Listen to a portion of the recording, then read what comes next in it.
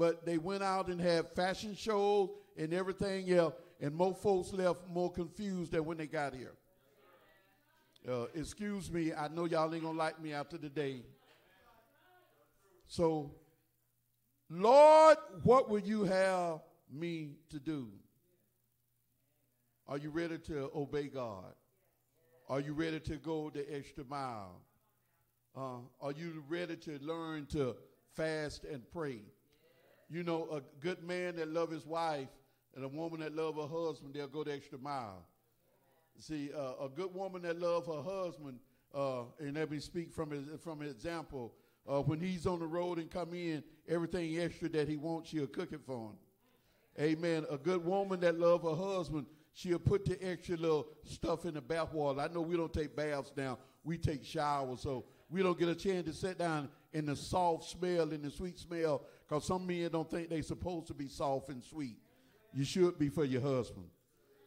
Some of us, when it's raining outside, we won't drop our wife at the door and we ride back to find a parking space and tell her, I'll be back. Some of us don't open the door for them. We run in out the rain and say, you better come on before you catch cold. Stick with your nose pastor right then, you'll stay out of trouble. How about the little things we do? Lord, what would you have me to do? We stand in front of the mirror, we look at ourselves, and we see that we are spiritually deficit, but are you willing to pray? Are you willing to fast? Are you willing to study your word? Are you willing to go the extra mile and say, well, I want to lose some weight, but you don't want to back away from the potatoes. I want to lose some weight, but you don't want to back away from the sweets. I want to lose some weight, but I don't want to back away from the sodas.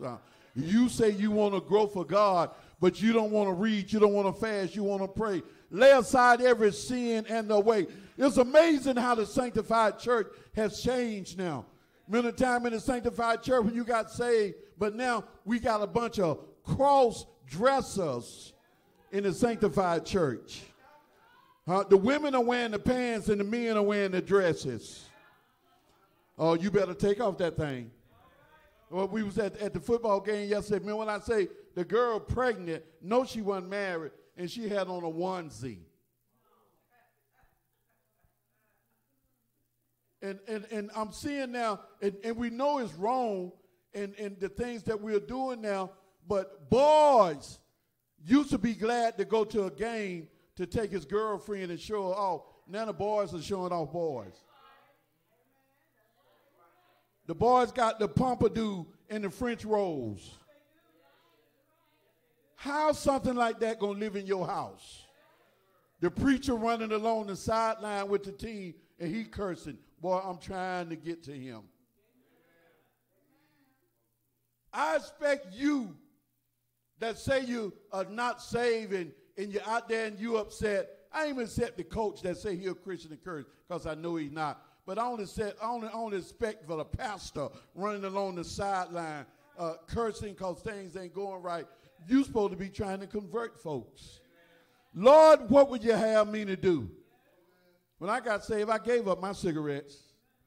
When I got saved, I gave up my beer. When I got saved, I gave up playing bingo. But Lord, what would you have me to do? I'm not going the extra mile. God, do you want me to cut back?